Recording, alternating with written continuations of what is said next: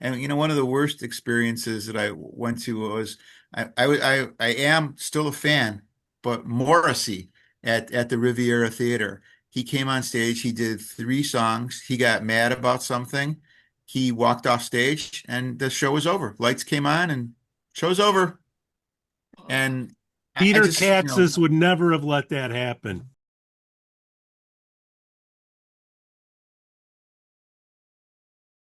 John, welcome to the show, John. I'm really happy to be here, guys. I love talking about how much fun these past 40 years have been.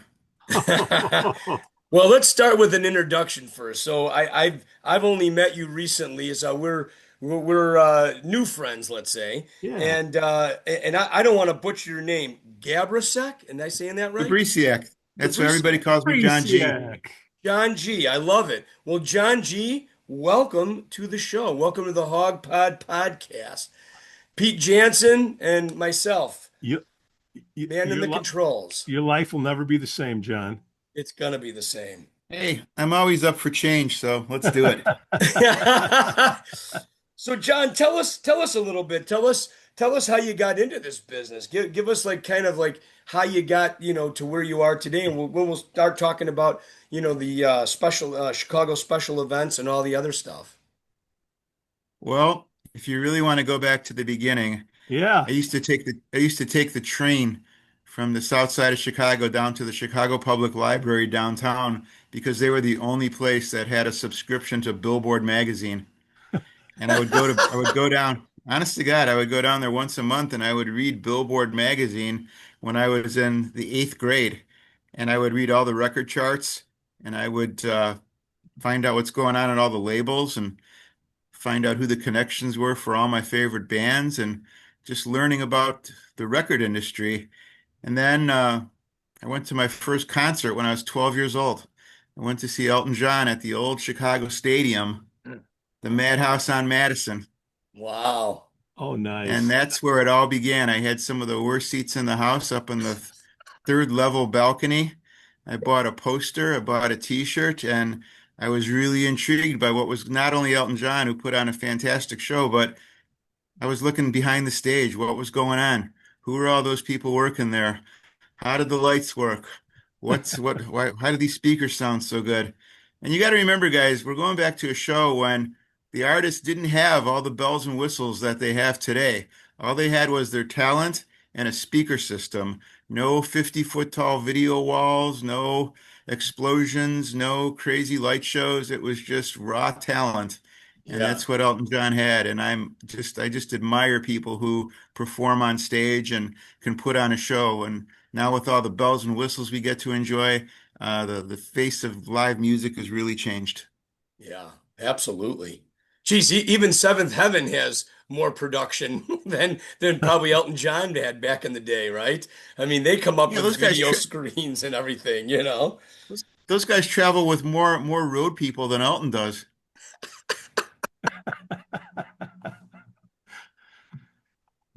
So, But it just started out, just going to concerts, and through my high school years, I just loved live music and concerts and bought all the records I could. And then we moved into, CDs and DVDs and live shows. But when I got to college, that's when things really, really took off because the first thing I did when I went to Northern Illinois University in beautiful DeKalb, Illinois, was I signed up for classes and I signed up to be on the concert committee.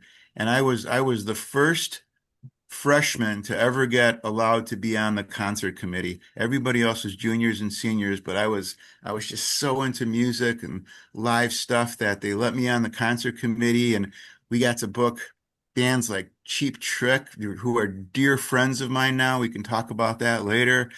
We yeah. booked Joe Jackson my first year, Frank Zappa, and Sammy Hagar. And so Wow. through my 4 years at Northern, we just booked all these incredible shows. The marketing tools were limited to um, ads, ads and radio. We'd go on the radio and talk about the shows. We didn't have social media. We didn't have email. So we were just advertising shows by the seat of our pants. And, some of these tickets were the whopping sum of $7.50. And to a college student, that was a lot of money. Yeah. But that's how it all began. And then when I graduated, I got a call from an entertainment attorney who I was friends with, and he turned me on to this little booking agency. And I always wanted to be a publicist because I got a degree in journalism. And this booking agency called me. They're called American Famous Talent on the north side of Chicago, a little agency that booked blues acts like Lonnie Brooks, Coco Taylor. Um, then we moved into bigger acts like John Mayall, Johnny Winter, and Wow. then even bigger acts than that, which I'll get into. But I soon learned that, and to all my friends who have degrees in journalism, I'm still a killer writer.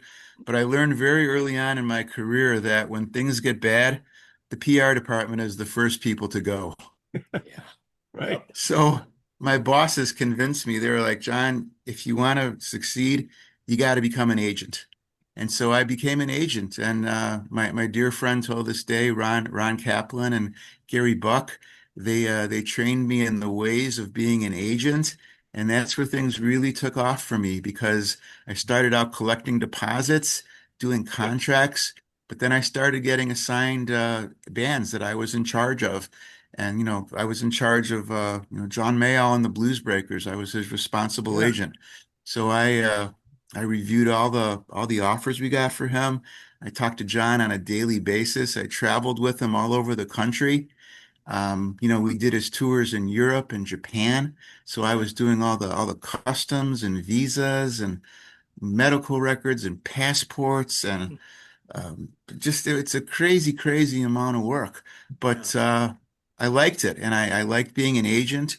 And then things got fun. Like with John, he was mainly a blues club act, but then we got a call one day from the guys in ZZ Top, and they were like, "Hey, we want John to be on our antenna tour." And we got, 40 engagements all over the country playing, the United Center, Madison Square Garden, all these giant arenas. So that was my first taste of a really, really big arena tour. Yeah. In addition to John, we also represented Levon Helm from the band. Oh So we yeah. got him the gig. We got a call one day from David Fishoff, and we got Levon on the Ringo Starr and the All-Star Band tour. Again, that toured all over the country, Oh and yeah. Levon became a dear friend, and we kept in touch even after our business relationship ended. But um, the stories from the Levon Helm, the Ringo Starr tour, are best enjoyed over cocktails, and I should probably have both you guys sign some type of NDA before I even tell those stories. Oh, John, we got more stories, buddy. Yeah. We Fred Bohlander, ring a bell? Fred Bohlander. Fred Bohlander was, Ron and Gary were mentors to me. They trained me how to be an agent. But when our little company was Monterey, or I'm sorry, was American Famous Talent, Fred Bohlander was the guy that connected with Gary and Ron, and they formed a business partnership where Ron and Gary left the agency and they formed the agency Monterey International, which was an offshoot of Monterey Peninsula. Just some of the most respected agents in the game. Fred Bohlander, um, Paul Goldman, Frank Yeah. Riley, the late great Chip Hooper. I mean, these guys were respected back then, and they've all they just made their mark in the industry. So Monterey International grew even more with bands like George Thorogood, Spyro Gyra, Dave Mace, just tons and tons of acts. Yeah. Great, great guys. Fred was a wonderful. He was always wonderful to me, and I learned so much from him. Is Fred still around? I don't know. We fell out of touch. I mean, Yeah, I know yeah, that he was he didn't want to use the word retired. I think he yeah. was just using the word consulting and saying, "Call me if you need me. I'm here." Because I remember you guys put a log on the fire, Bongo Mike, going back Got it. 35 years here. I remember Fred's name. I was over at the Cubby Bear with Duff Rice, Michael Yerke, Brad Altman, George Lucas, those that crew. Jeff Kwatnitz, Q Productions, the early days of Chicago music, and Fred's name always Yeah. came up, Monterey, and I want to say, I don't know if Dave Matthews was hooked up with them, but I remember paying them $250 to play on a Wednesday night, right? Because they were just doing the college gigs, and then right after that, they just blew the hell up. That was part of you guys, wasn't it? Yeah, it was.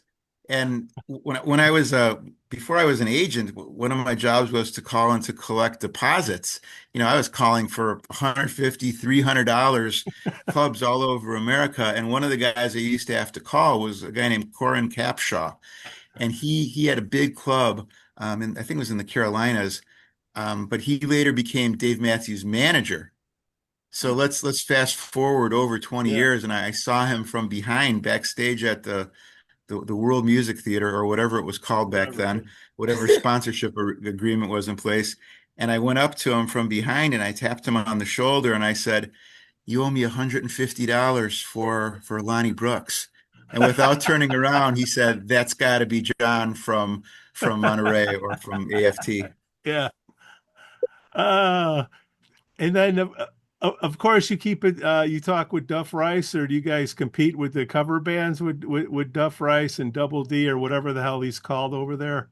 There's a little bit of competition, but we just Yeah. worked together. I worked with his team just last month on the Andersonville Midsummer Fest. Um, Duff ran all of the production, and I was involved in some of the finances on the bands. So yeah, I mean Duff, great guy. Michael Yerke, we still keep in touch. Brad Altman from the Cubby Bear. I'll never forget the day. You guys The got to reader. indulge me in this story. We booked Johnny Winter, and he sold out the Cubby Bear in like 20 minutes. And Johnny was one of our most like just he was a handful, and his manager was 10 times the handful that Johnny was. So it's the show night. The show is completely sold out. You can't move. Johnny didn't want to get there too early, so he said that the tour bus is going to arrive about a half hour before he goes on. So we're all out in the alley waiting for the bus, waiting for the bus. Where And is he? Ellie's Where this is he? big. Yeah, that's what I'm getting to. Yeah, yeah. And there's no cell phones. So we're calling the hotel. We're calling the manager. The bus is on the way. Bus is on the way.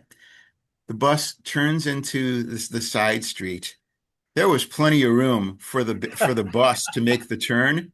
The Yeah. only problem was there was a car that was parked about 6 inches into the alley so that the bus couldn't turn. And the road manager gets off and says, Johnny's not getting off this bus. He is not going to walk that far down the alley to get into the club. I swear to God, Brad Altman went into the club.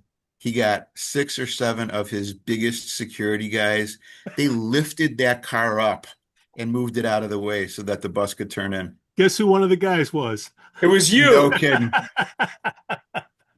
Yeah, we John, we had Brad on, I don't know, about a year ago, and we rehashed all that crap, him on the front of the reader with the cigar and all that stuff. And it was 35 years ago, but John, come on, man. Chicago in the early 90s, you could not beat that scene with a stick. How hot was it?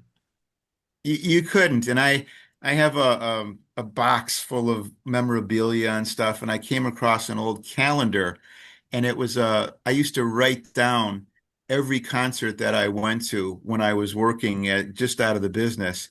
And I flipped through a year of a diary calendar, and I was going out 4 out of 7 nights out of the week.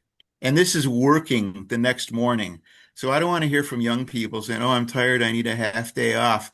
We would go out, we would work all day. We'd go home and eat. We'd go to the club show for the act we represented or didn't, have a few cocktails, stay till the end of the show, get home by 1 or 2 in the morning, rinse and repeat. Oh, wow.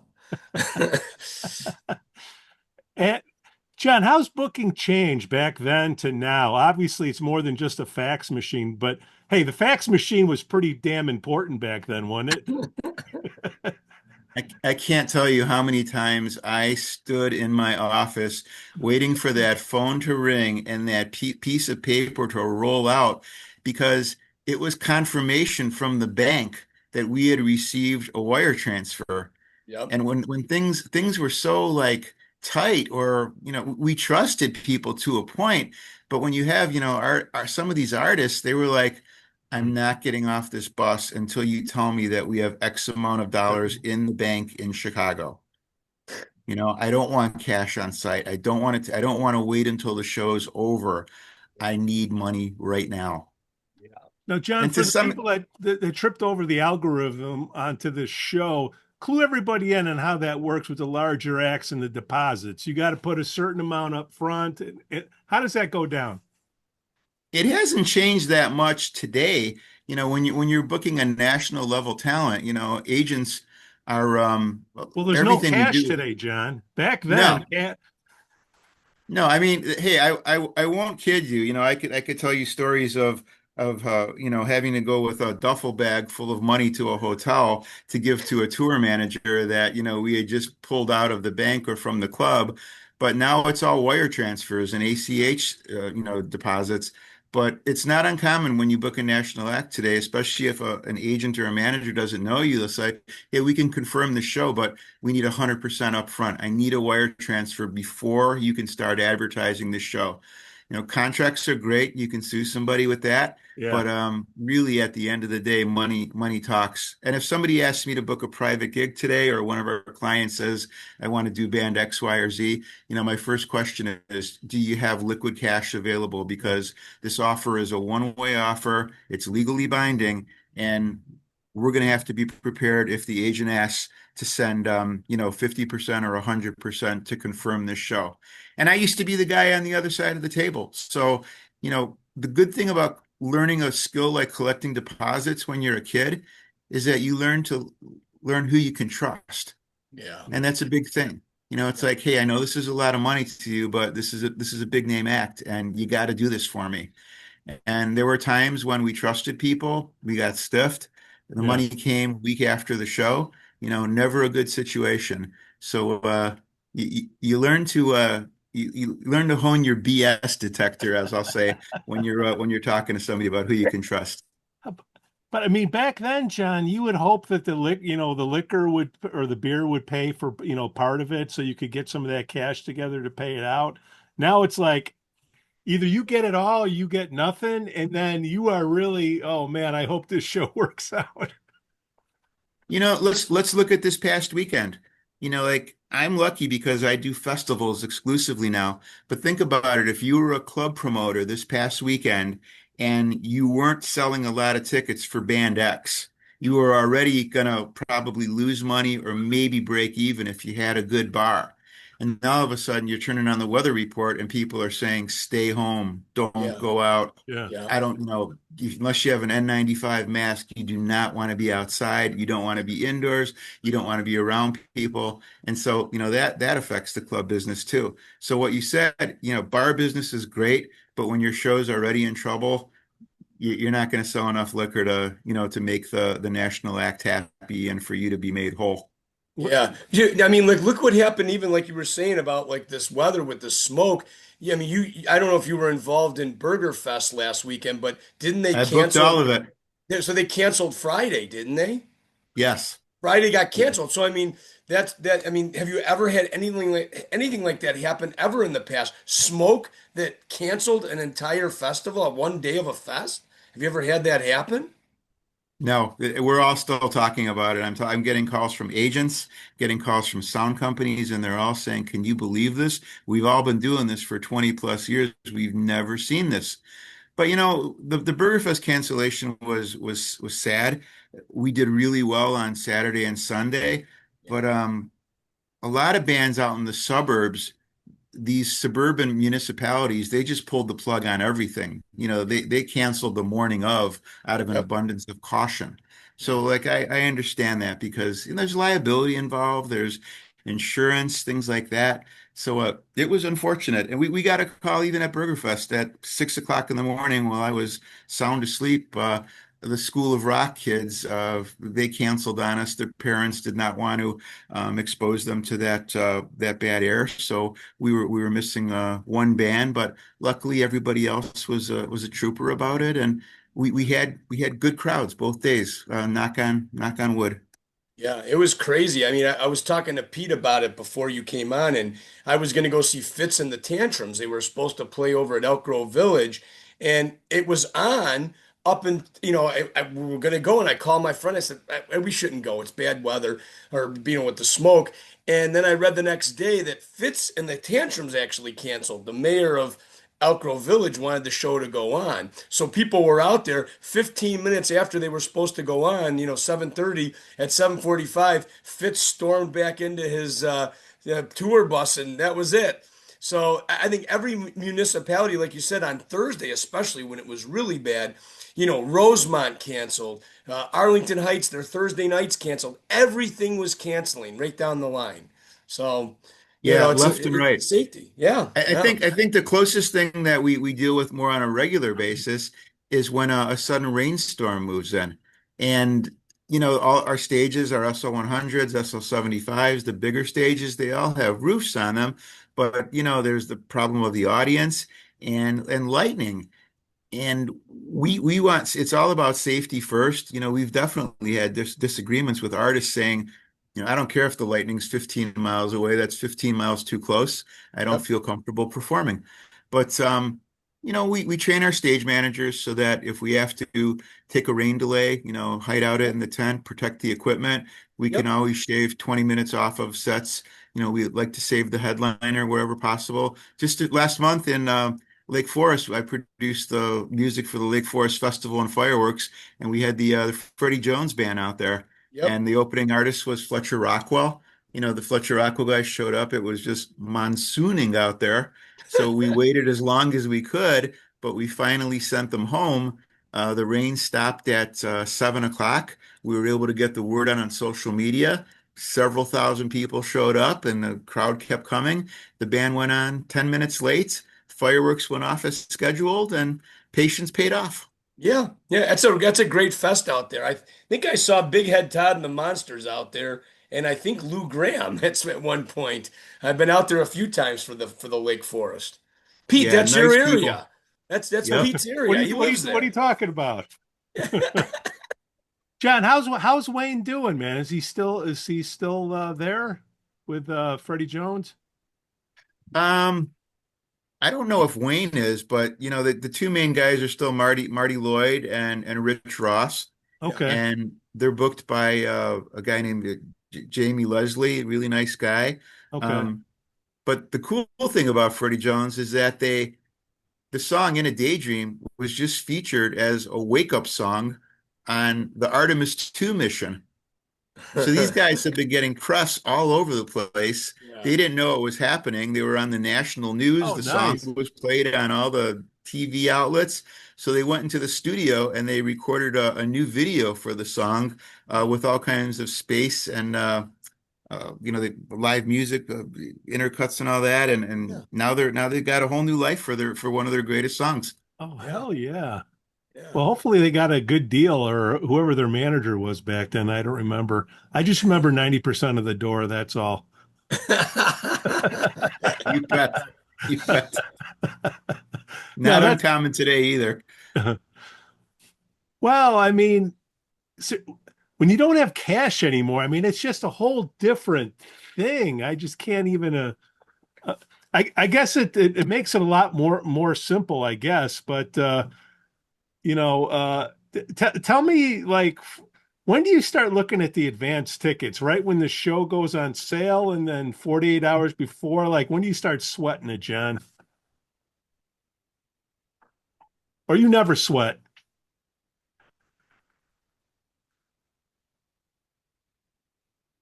Hold on.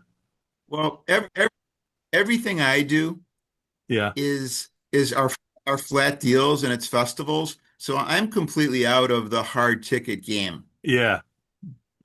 But the not to change the subject, but Yeah. what handcuffs us in the Yeah. festival world in Chicago is that we can't charge a set ticket price to get into BurgerFest or Taste of Lincoln Avenue or Belmont Sheffield Music Festival. So we can only ask for a suggested donation of like $10. Yep. And unfortunately, about 80% of the people that come don't pay. They don't give a donation. Yeah. Yeah. When did that start Those happening? beer. thing. But a couple of years ago, and it's for a variety of reasons. T times are tough all over, and money's tight and all that. The beer is expensive, the food it can be costly, but I don't know where else you can go and see 4 or 5 bands in an afternoon for Yeah. free. And Yeah. these are bands that, if you would have been there to see the crowds we had for BurgerFest for we had Rod Tough Curls at Taste of River North. We had Dancing Queen out there. BurgerFest did really well. So festivals are really, really, they're awesome things. And the donation you give, 9 times out of 10, is actually going towards somebody's salary who works for Yeah. the nonprofit that's Yeah. putting on the event. So Yeah. these festivals, they're brand builders for a neighborhood. We want Yeah. people to come and patronize the restaurants, the bars, the clothing stores, all the other retail in there. So it's a chance to come and discover a new neighborhood. Yeah. So when do you start planning that? I mean, obviously, I know I've talked to you, backstage and we've talked about that, but I mean, give the people who are listening to this, when do you start? So you start because I mean, your festival season, it's every weekend, right? I mean, it doesn't stop. I mean, it starts in mid-May and it goes all the way through mid-October. When do you start the Correct. planning and getting in touch with the talent and getting the talent booked? This was the earliest year that I ever started, ever. And I was doing it so that I was hoping I could get a little bit more breathing room when it got to be March or April. And unfortunately, that didn't pan out because we kept adding more and more events. But I started booking the 2026 season in October of last year. Okay. And again, what handcuffs me is that, sometimes we haven't set the dates for the next year. Or Yeah. more importantly, we haven't set the budget, the entertainment budget. How much can I spend? Are we doing one stage, 2 stages, three? So Yep. those all come into play. And it's not until I have all that information can I start looking to see who's out there and what the costs are. And I like to have we have a kickoff meeting with the client saying, what bands do you like? What don't you like? What would you like to see? If you'd like a national act, what's your tolerance for pain on pricing? How much, can you get? And it's not, well, we're going to try and get some sponsorship money. Go back to what I said. Do you have the money? It's Yeah. great if you can find a sponsor that's going to, come up with the cost to help pay for that band, but we may need to come up with the money in the next 30 days. Yeah. So you Build see a So it. yeah, lot, a Build it. lot They less they may national come. acts. Yeah, I see a lot. yes. I used to been going to these fests for so many years. I see a lot less of the national acts. I remember back in the day going to Belmont Sheffield Fest and seeing the Radiators and I mean, big name bands that were coming through. You see a lot less of that. Now you're seeing a lot more of the local guys and the bigger guys, your Rod Tough Curls on the bench press and Cashmere and Seventh Heaven, you're seeing the bigger guys are the headliners, but there is still a lot of bands out there. But have you seen a shift from getting away from those national acts because of the money, because that you don't have a sponsor, or because you don't have that they don't want to go out and get whatever Big Head Todd and the Monsters or Freddie Jones or You know, something like that? this is a really really really good question, and I'm glad you brought it up. A couple years ago, in the same season, I was able to book Modern English. Their song "I Melt with You." Yeah. Mhm. Great guys, great price, absolutely packed the place. Then at Taste of Lincoln Avenue, we did um, A Flock of Seagulls. Iran, Space Age Yeah. Love Song. Again, really, really good. But the key here is that both those bands have a couple hit singles. And sadly, I mean, bands have to all start somewhere and they have to do original music. But it's been my experience as the Chicago Festival talent buyer, people will not stand still for 90 minutes to listen to songs they don't know. You Yeah. know, when I meet somebody in a bar for the first time and somebody asks me what I do for a living, the first thing I say is my job is to get people to drink and to sing Jesse's Girl. And Journey. Yes, and I'm only kidding, but it's that, our events, we're not, the New Music Festival. We're not the Square Roots Festival. We're not Festival X that brings in great national talent that does all original material. Yeah. Our audiences at these, we just can't take that risk. Our audiences are people coming with their kids in a stroller, the golden retriever. They want to have a couple beers, they're going to have some food, and they're going to listen to a great cover band. Yeah. I won't name names. I've booked a couple bands that were recommended to me by various clubs that have sold out clubs. I've paid them a lot of money, and there were 200 people in front of the stage. That I can't have that. We Yeah. have to have a crowd, and we want people to enjoy a beer or whatever their cocktail of choices and get into the songs. But We'll we'll make good down the road, John. Don't worry about it. How Well, many? it's I'm true though. just I mean, you what if you book Tommy Two Tone, after 8675309, you're stuck. I mean, I think that when I saw him, he was playing other people's songs, right, right? right. He's playing Yes, like covers. yes. He played I Melt with You because he didn't have anything else, you know. Well, Hey, 16 Candles did that song last night, and they also did Iran as well. So these songs have a long lifespan. People know them, and they're just good times. Yeah, for sure. John, what's the ratio? Oh man, I'm having bad flashbacks, John. I'm gonna call Duff and Yerky right after this. But how many stinkers did you make somebody buy at a club before you gave them the good stuff? You know exactly what I'm talking about, John. Just between us girls here. What's the ratio? 1 to 5? Well, rather than give you a ratio, I'll give you an example. Okay, go ahead. And this is a thing that agents still, pull today. When an agent signs an act, the bigger the name, I know the bigger the agency, the bigger the expectation. So when you sign an act, you're responsible to the artist management for getting XYZ in terms of dates. You've made all these promises to get this act to sign with your agency. So in some cases, the manager will say, well, we want to start out small. We want to do a club tour, blah, blah, blah. So we're going to need to work 40, 50, 100 times a year. Are you going to commit to us for that? The answer is either yes or no.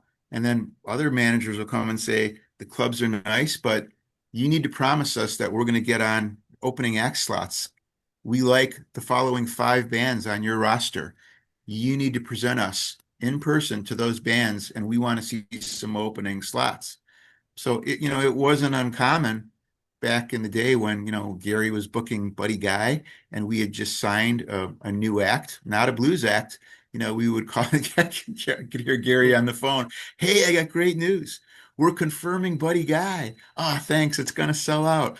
But Buddy is carrying $1,000 opening act. No, no, no, no, no, no. I have a great opening act. The guys have been begging me. I have a great opening act for You're not Buddy. He's like, hearing no, me. you don't. Buddy has only approved this artist, and if you want Buddy Guy, you're taking this opening act. Wow. And yeah, that's old school, but I still believe it happens till this day. Of course it does. And you say this day, John. Look, everybody's bitching about AI. There's always something new that's changing, and viewer listener habits. What do you see as the biggest impediment for people going out? Is it just too many choices, or it's just too easy to stay at home? What do you think? I saw something on social media a few weeks ago that I've saved on my phone, and it basically says it's one friend talking to another, and it says, I have to cancel tonight. I know we made plans, but that was a week ago. I'm older now. I just want to stay home. And it's kind of true, and another social media post said, unless I'm going to be home by 9 and there's parking and we're getting comped in, I don't want to go. So those things come into play. Yeah. Our festivals on Sundays, we Yeah, started closing some of them as early as 8 or 9 o'clock instead of 10 because we see a drop off of people leaving. There's no shame in saying I've got to go to work tomorrow. My kids, I got to get the lunches and clothes ready for the kids to go to school tomorrow. Um, it's just a trend we're seeing that people aren't staying out as late as they used to. Even Well, the young kids. And the well, the young kid, kids that are coming to these events, they're drinking before they get to the event. yeah. They're like, we're going to pregame somewhere and we're going to go and have a beer or seltzer at John's event. But, like the money kids make today, they're just saying, hey, I can't spend all this money at my event. Yeah. John, do you book any DJs? Because there's always been DJs, but it just seems like the kids today, they want to see the laptop open up, or they want to see the good looking girl behind the playing the music. And, do you book any of that stuff? Is that what the kids want today, or what the Yeah, kids? yeah. We just did the Taste of River North this past weekend on Friday and Saturday, and we did a deal with a club called Spy Bar in the neighborhood where they hired all the DJ talent, and it was great. And they brought in some really cool lighting rigs, and we got them a great sound system, and kids came out for it. It was a success. This is our second or third year doing it. So yeah, there definitely is um, a need for that. There's one other event. I'd rather not say which one, but I was there Okay. this year and I was talking to some of the audience, and I didn't have a staff shirt on. I was just like this, and I was like, "Hey, what do you guys listen to? What do you think would work well here?" And a lot of people are saying, "Oh my God, we'd love to see a DJ. We love to see house music here." So went back, sold it into my boss, and that's what we're going to do next year. Yeah. Wow. Because John, and then Bongo Mike, I'm sure I'm going to get a lot of love mail on this one, but if you put somebody good looking, guy or girl, whatever it is, elevated up on the stage, dancing around and just touching a couple of the things, that's all, right. That's all you need, John. That don't cost There was, much. there was another social media post. It said, in 1978, I paid $25 to see the Rolling Stones. In 2026, I paid $175 to see a laptop.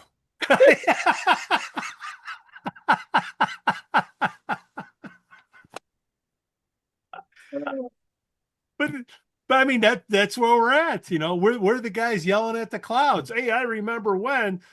But now with this AI stuff, you got BMI and all the cartels that are reaching in everybody's pockets to get the licensing fees. Now you can just make your own stuff on the laptop and not pay anybody. Just have a model dance or a go-go dancer and run the thing and act like you're touching the box, and you're golden. Is that what the future is going to look like, John? Talk me out of it. Come on.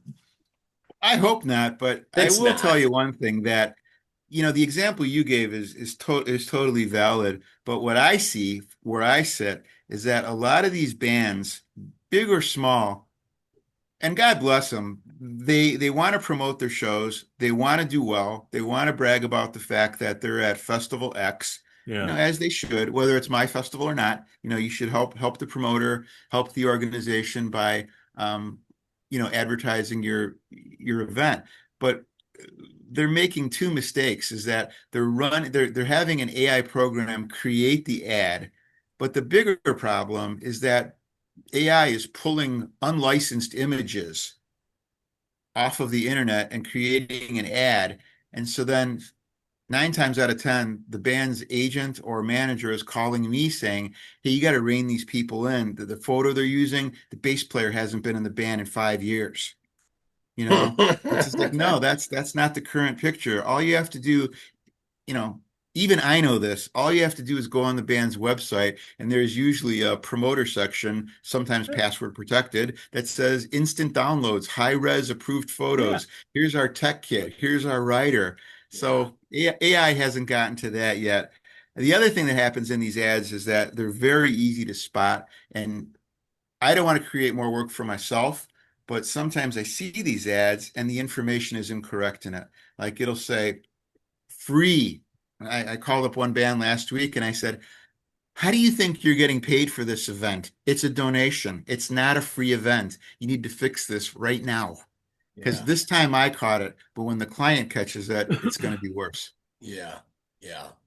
Well, I mean, nothing's better than doing copier art and then posting it up on a light pole, John. Yeah. Yeah, or having your artist call into a radio station when they're on the bus saying, Yeah, "Hey, we're on our way to Cleveland. Go and buy a ticket for tonight, please, so we could pay for our hotel rooms." right, right, right. No, so Chicago, I mean, it's had its ups and downs, and now we're trying to figure it out. And are we at the point where it's like, is it the haves and the have-nots? Meaning, like, it's either your Live Nation or you get the crumbs. Is that what's going on? Pay $500 to go see Rush or nothing, or insert country artists. I'm sorry, are they even called country artists anymore? They like to be called pop artists. I don't even know, but what is it the haves and have nots, John? Or Again, I'm a little bit older, yeah, and so am I. my frustration with bands today is that they want everything instantly. You know, when I was an agent and when, a lot of bands that we can all name that we know and love that are still around today, they started out on the club scene. They started playing out at the Metro. And you could go to a great show. You can still see great talent at the Metro for 15 or 20 bucks. Back in my day, it was probably 10 bucks. I'm not going to go any lower than that because I'll be as old as a dinosaur at that point. But my point is that today, bands, they don't want to start out at Buddy Guy's or they want to go right to the Chicago theater. Well, we played Lollapalooza. That's great that you played Lollapalooza, but now you have to sell tickets at a Yeah, club. That's not going to change. And sometimes I think it's detrimental to put these young acts on really, really big tours. I'm glad they get a taste of the big time. And if they have the sales and the streams and the download, and there's a promoter that'll take a chance on them, God bless them. That's Yeah. great if you can, you know, skip some of that stuff. But there's value in touring the country in a van and getting to know promoters and going from city to city and learning how to grow an audience. And if that's Paying your old school dues. thinking, I'll own it. Yeah, it's paying your dues is what it is. I mean, you got to start somewhere. You can't start at the top, you hey, know. dudes, come on, that's so Gotta like pay your 1990. dues. That Yeah. doesn't You exist. look at an artist like Billie Eilish, a few years ago, she was selling out the Riviera, and this is thanks to all her record sales and streaming and great management. And she didn't even get to play the Riviera. They switched that show from the Riv to the United Center. So way to go. And Yeah. it's a good example of, take away everything I just said. You got to have a good team that's ready to pivot. Like, Yeah. wait a minute, this is blowing up. We got to get this into bigger rooms. And when you got people like Jam and Live Nation or the local promoters that still exist, they can make that happen. But that works both ways. There's other bands that, well, we played the United Center last time. Well, now you're going to play the Chicago Theater. The Yeah. demand just isn't there. The ticket prices are too high. And look at you mentioned Rush. I went to see Rush at the International Amphitheater. If I look hard enough, probably have the ticket stub somewhere, and it was probably 11.50. Yeah. The face value tickets tonight were $341. Yeah. And Yeah. God It's bless them. just They didn't. Most Rush fans thought we'd never see them again after the great Neil Peart passed away. Yeah. But everything is very expensive. And when people say to me, "Well, John, why are these tickets so expensive? I can't afford this." Bands like Rush and the Stones, Elton John, Paul McCartney, they hire the very best people in the business. Those people are paid a lot of money. The buses cost a lot of money, the hotel rooms, the gas, the trucking, the expenses, the management commission, the agent commission, 80 to 90 person crews, and Hold sure on. that the guys in the band make a lot of money, but I think a Those lot of the general public just doesn't understand that this is a very expensive undertaking. John, come on. They don't pay the guns for the hire anything roadies. there. Well, Well, the guys at the top, they do. Really? Yeah. Okay. but don't you think that the ticket prices, it seemed like the jump was like astronomical very quickly because I remember, an expensive ticket was 50, 60 bucks, for a really good seat. And then within a couple of years, that same ticket now is $400. And it was just such a huge jump. And, I mean, I used to go to a lot more concerts, like paid ticket concerts, than I do nowadays because I just can't afford it. And I don't want to sit necessarily in, the 300 level at the United Center and watch a screen. I really want to be able to, connect a little bit more with the musicians, get a little closer, feel the sound. But I get all those expenses, but it can't all be going to all that. I mean, each ticket at $341 for Rush is a lot of money. I It mean, is. the last time I saw Rush, I think I paid 100, and that was an expensive ticket. But We don't have to go that far back. I'm a big fan of Elton John, and I'm lucky to know people in his organization and in the band.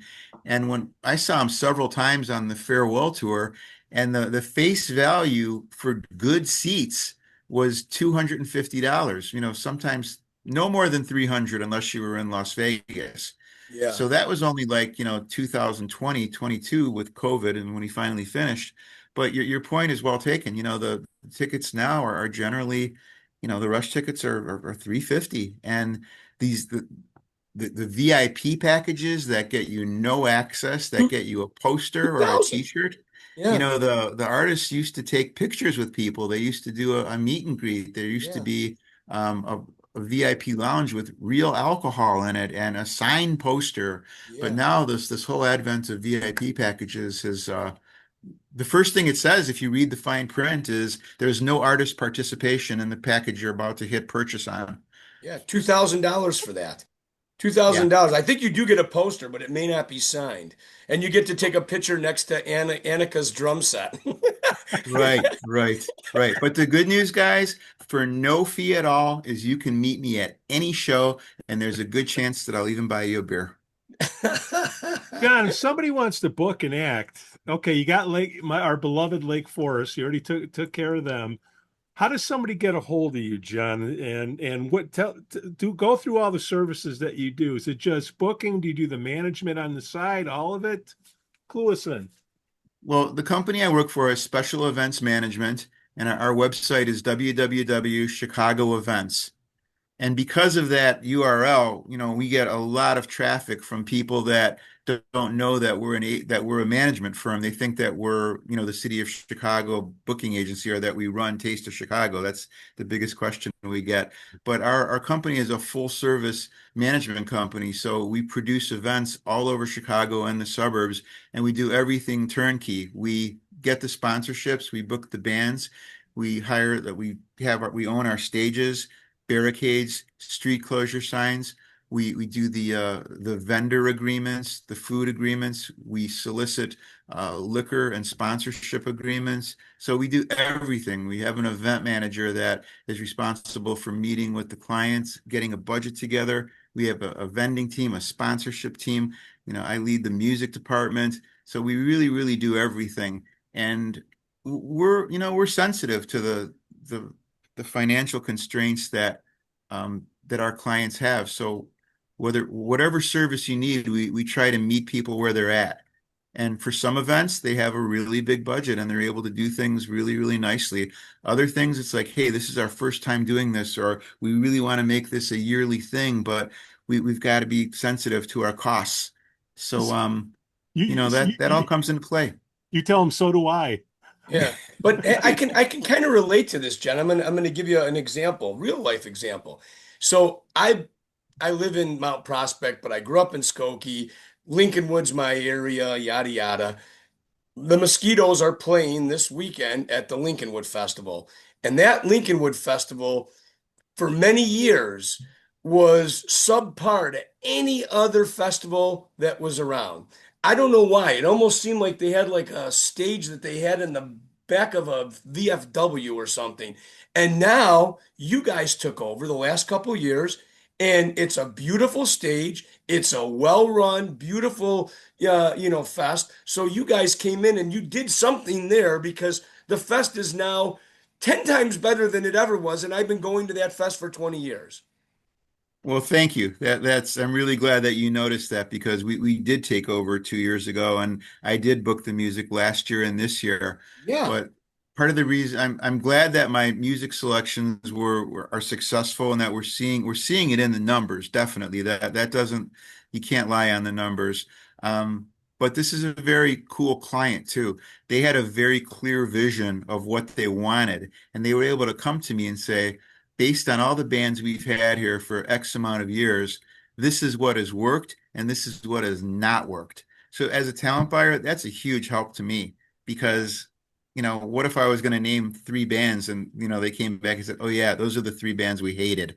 Yeah. And Yeah. just because a band does well in Lincolnwood, it doesn't mean they're going to do well at a Chicago event. And the Yeah. same thing for some of these cover bands. Some of the bands, the agents that come to me, they'll say, these guys do 200 people in the club. They get paid X amount of dollars and people pay $25 to see them. It's like, yeah, but will they drive into Chicago and Yeah. come to Lincoln Avenue where there's Yeah. very little parking? And Yeah. will they come and spend the day, Yeah. see the headliner, and then go home after they've Yeah. had, a couple cocktails or a beer Yeah. or a Yeah. hamburger? It's like it's there is a strategy to what we do, and it's a struggle to get people to come out. So when people say we're big in the suburbs, my radar goes up saying, well, Yeah. I need some more proof. I need social Yeah. media numbers. I want to see Yeah. the numbers from the clubs. I want to talk to somebody at the club, Yep. Yeah. and I want to hear from the client to see what they think. Yeah, John, Well, how do you do that? How do you do that locally? I mean,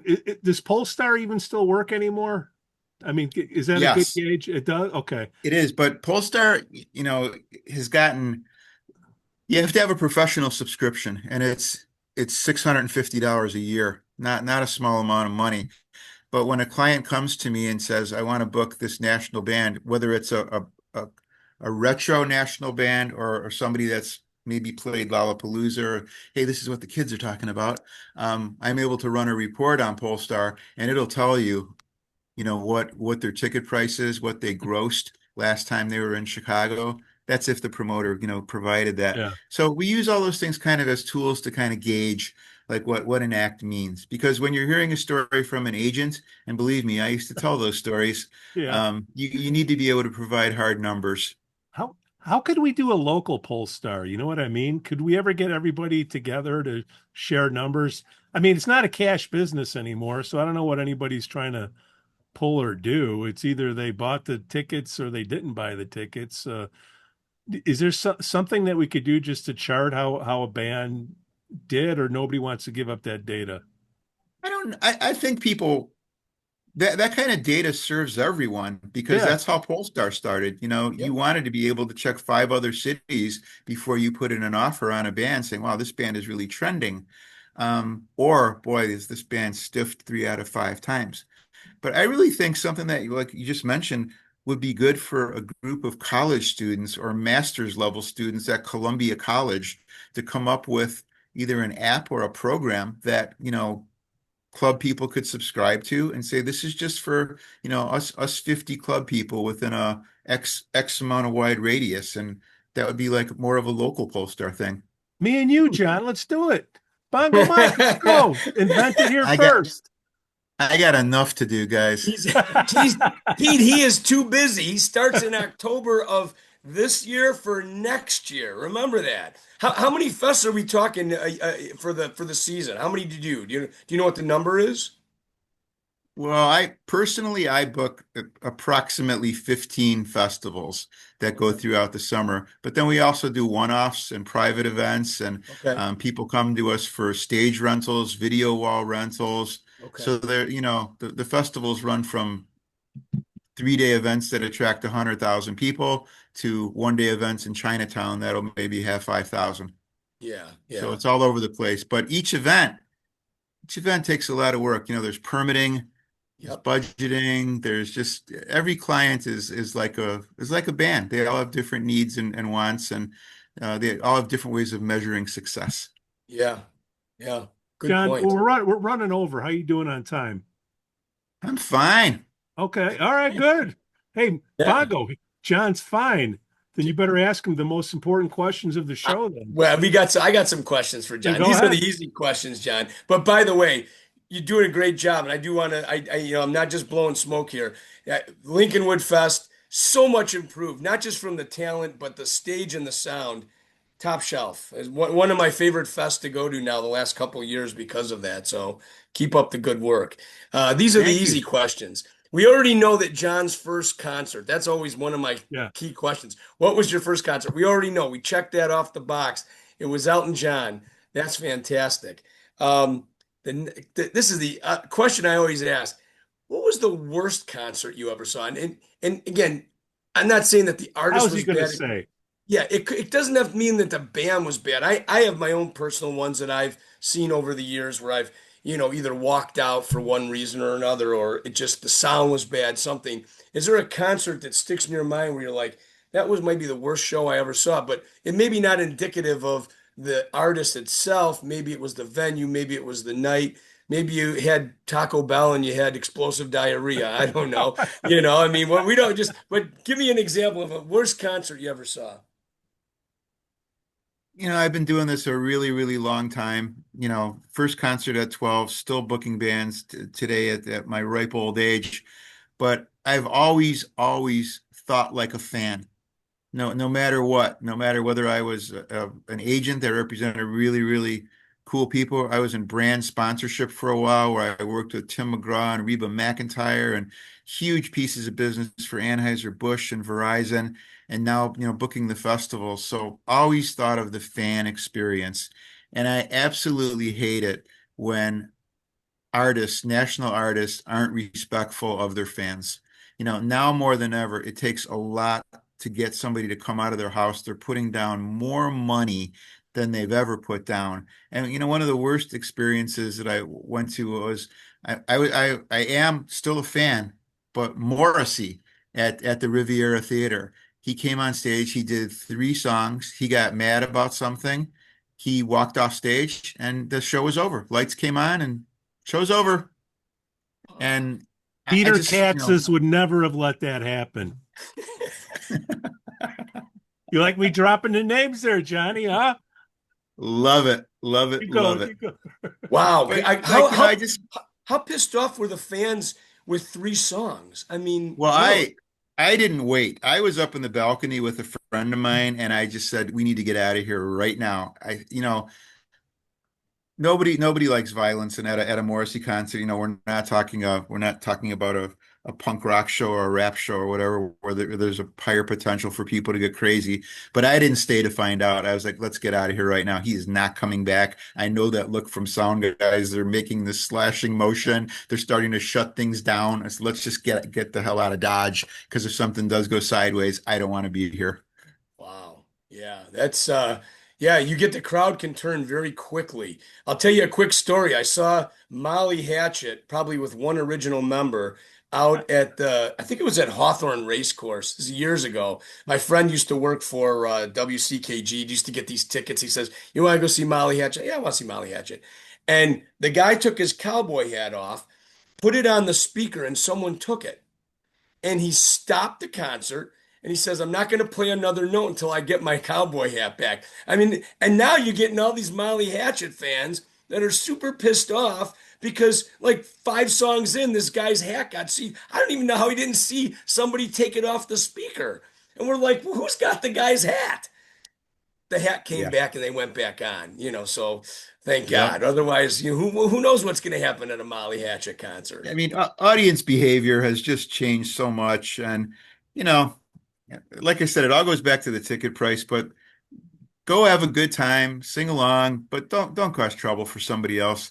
Yeah. Yeah. I came to see to I paid to see AC/DC and to hear Brian Johnson sing. I don't need you singing at the top of your lungs.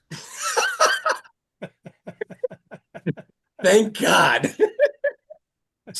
Oh man. All right. Well, hey, the last question I The have here, closer, the closer. this is the closer. Oh, this is, I think John's gonna be a no on it, but I'm gonna ask the question anyway. John, Pop-Tarts, what are your thoughts on a delicious Pop-Tart? Do you love them or do you hate them? 3 words for you: brown sugar cinnamon. All right. I like it. I like it. Come on, I, butter.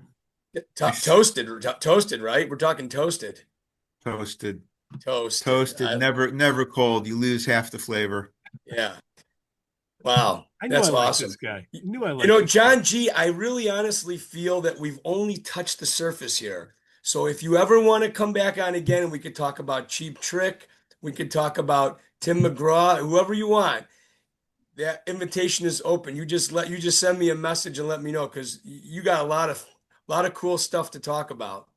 I'd like to come John, back and prepare in advance. I want to get you some pictures that we can share with the audience, and I can show you some of my adventures on the road. Some recent, some ancient, but there's a good story behind a lot of them. And when I break out those pictures, I usually get a really, really good response. A lot of laughs and a lot of, "Oh my God!"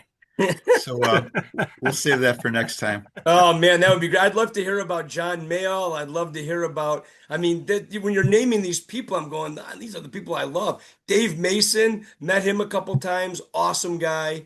R.I.P. Dave Mason. I love lost that our guy. ass on that one. What's that? Nothing. We lost money.